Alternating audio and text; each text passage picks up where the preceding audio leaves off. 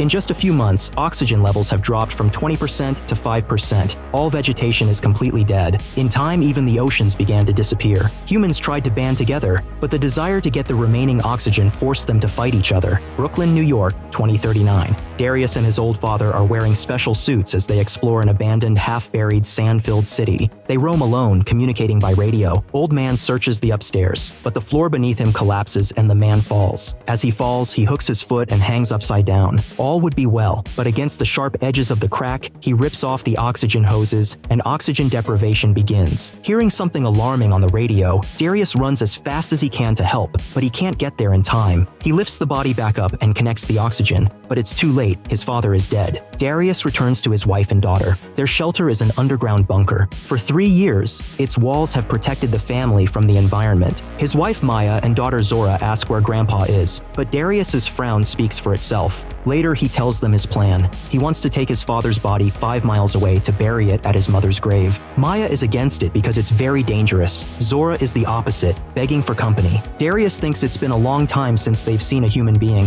so the danger of such an event isn't that great. The next day, father gives the last instructions before he leaves. Keep an eye on the generator and wait for his return. Putting on a special suit, man walks out of the bunker into the scorching sun. Zora accompanies him at the screen. She has no idea that this is the last time she sees her father. Zora cocks the bolt of her gun and slowly walks into the mall. She is trying on new clothes when her angry mother finds her. Maya drives the girl home. In the evening, Zora talks to her father on the radio. She tells the news of the day, shares her plans. Once it seemed to her that there was someone at the other end, but then there was silence again. No one responds to the girl. Life goes on. Maya teaches Zora how to deal with various situations that may arise with life support systems. In their free time, girls relax, have fun, get haircuts, and listen to music. One afternoon, they sit outside in front of the bunker and talk. Suddenly, Maya notices 2 armed strangers approaching in the distance. A man and a woman find a locked door to the bunker and try to open it. Zora and Maya hide nearby. While a stranger searches the roof, woman tries to look around. Maya attacks unexpectedly, knocking the gun out of the woman's hands. She and her daughter run to their bunker, manage to run inside and slam the door. The strangers beg to be let in.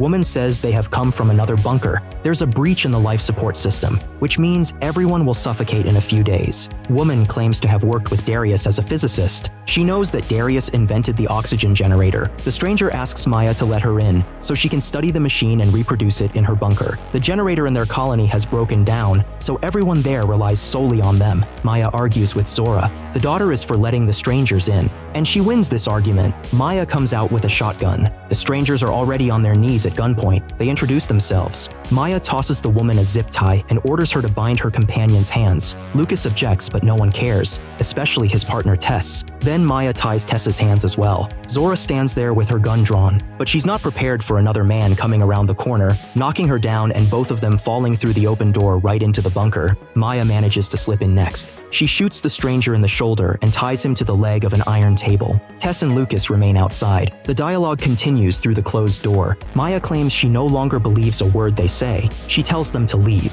However, Tess still tries to negotiate peacefully. She explains that the guy inside is their guardian. After all, they can't trust everyone around them, but now it makes sense to get to know each other again. Maya disagrees. Then Tess looks into the camera and declares that she will use any means necessary to get to their oxygen generator. She pulls out a knife and cuts the ropes, first for herself, then for Lucas. The couple is determined and refuses to back down. As the mother and daughter interrogate their captive, Lucas and Tess pull out a drill and begin drilling into the door. Maya assures the captive locksmith that there is no way to open the door. Soon, however, a system integrity breach alarm goes off in the room. It looks like the break-in has been successful. Zora gets an idea. Using a flashlight and some copper wire, she assembles the device. She places it on the other side of the door and turns it on. A second later, an electromagnetic pulse hits the drill and disables it, but that doesn't stop the intruders. Tess leaves Lucas downstairs to guard the door, while she climbs to the roof and cuts off the oxygen in the pipe. The danger alarm sounds again in the bunker. Maya and Zora are forced to wear oxygen masks. Captive begs for a mask as well. When she sees his death convulsions, Zora can't stand it anymore and puts a mask on him. Maya decides to go outside and stop the uninvited guests. She opens the automatic garage door to distract Lucas. She slips out as the man runs into the garage. Tess is furious because she told Lucas to watch the front door. The woman realizes that the garage is just a distraction. That's what it turned out to be. Lucas didn't make it to the garage in time. The door had already closed again, but now Maya is holding them at gunpoint. And Lucas and Tess miraculously manage to escape the machine gun fire behind the wrecked car. Sitting on the roof, Maya doesn't let either of them look out. Meanwhile, Zora questions the captive. Man claims they are harmless. He says his men should be let in.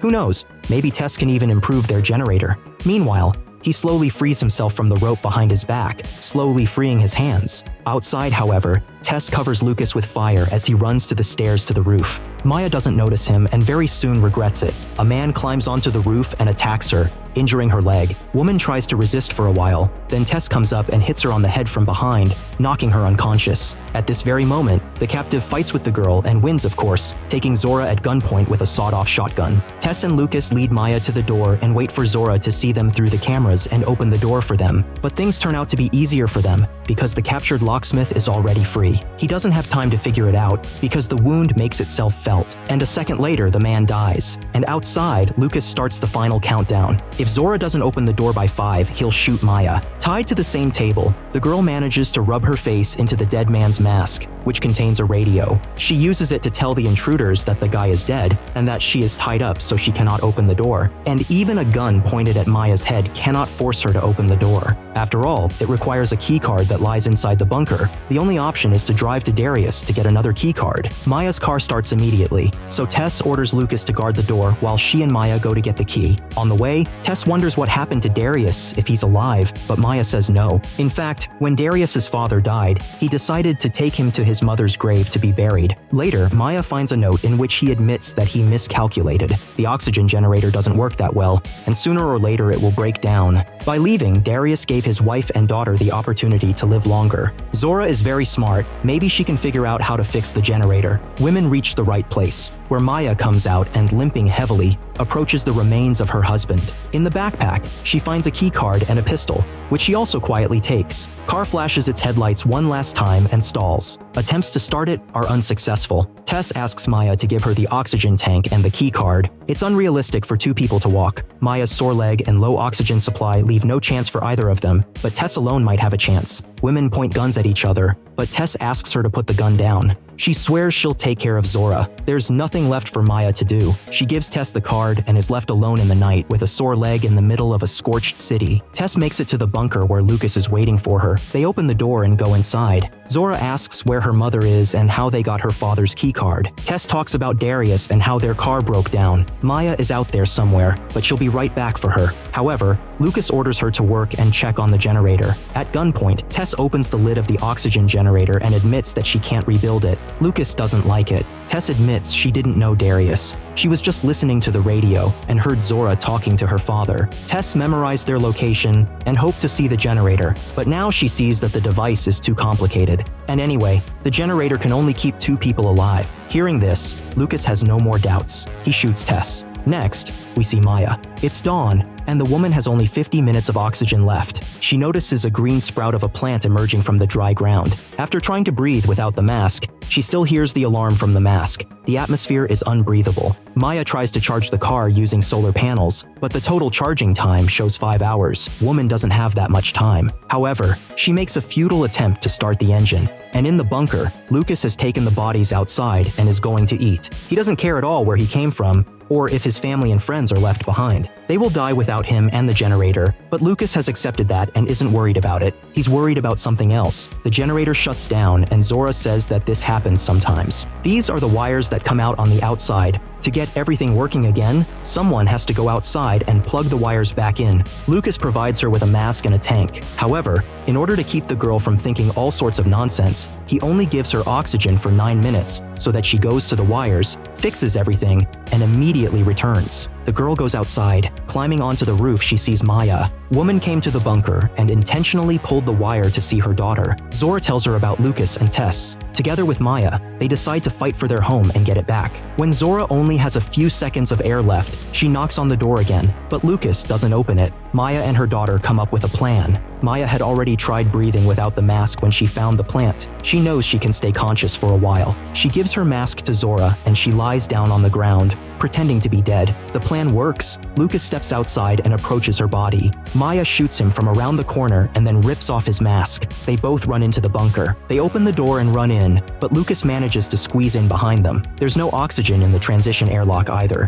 There is also no ammunition left, so the girls cannot get rid of the stalker. All three rush into the base, but the open doors depressurize the entire room. Lucas is injured and suffocates. He points his gun at Zora and orders her to give him an oxygen mask, but the girls stumble back into the airlock. Zora says it is better not to shoot indoors. The hydrogen levels are high, so everything around you will explode immediately. After closing the airlock, they lock Lucas in the bunker without oxygen. He has no choice but to close his eyes forever. Blowing up is easier than suffocating, so the man shoots. The explosion destroys the entire facility. Maya is without a mask the whole time. She and Zora make it to the car where Maya puts on the mask. The daughter gets behind the wheel and they drive off. The only chance to somehow survive is to get to the colony where the strangers came from. They mentioned that the colony was in Philadelphia. They're close, 3 miles to go. The vehicle's battery charge is 3%. Maya has 19 minutes of oxygen reserve. Zora has 18 minutes. When they reach the location, Zora helps her mother out of the car, their last hope of finding the colony. They reach the locked entrance to an underground garage and call for help.